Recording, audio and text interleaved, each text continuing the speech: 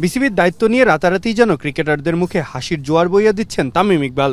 ঘরোয়া ক্রিকেটে নারী খেলোয়াড়দের বেতন বৈষম্য নিরসনে নিয়েছেন কার্যকরী পদক্ষেপ। পুরুষ ক্রিকেটেও ছড়িয়েছেন আশার আলো।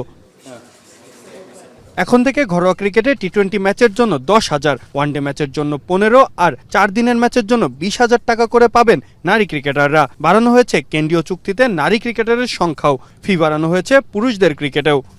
এতদিন মেন্স ক্রিকেটারদের যে স্যালারি ছিল, এটা ছিল হলো এ ক্যাটাগরির স্যালারি ছিল 35,000 টাকা, B 30,000 R C 25,000।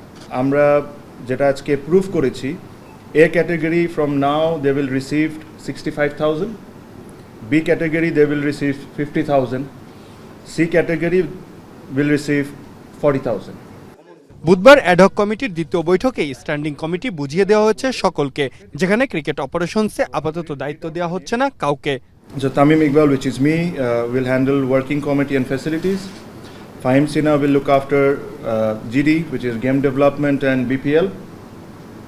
Rafiqul Islam Babu will be grounds, Tanzil Chaudhary will be age group, Salman Spahani will be marketing and discipline, Rasna Imam will be women's wing, medical and complaint committee, Shafil Khusru will be finance and welfare, Said Ibrahim Ahmed will be security and tender and purchase, Minajul Abidin Nandu will be tournament committee, Mirza Yasir will be logistics, and Athar Ali Khan will be umpire committee.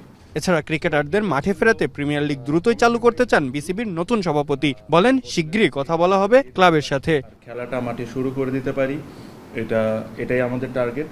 মাঠ নিয়ে একটা সংখ্যা আছে, but যদি আমাদের প্রয়োজন পড়ে আমরা মাঠ ভাড়াও যদি দরকার হয় তাও নিব, কারণ এখন অনেক প্রাইভেট একাডেমিজগুলো আছে যারা good enough to host list A matches. আসন্ন নিউজিল্যান্ড সিরিজে সরকারকে সহায়তায় বিদ্যুৎ সাশ্রয় করতে ওয়ানডে ম্যাচ সকাল 11টা বা 11:30টায় ও টি-20 ম্যাচ দুপুর 2 বা 2:30টায় চালু করার সিদ্ধান্ত নেওয়া হয়েছে বলে জানান তামিম।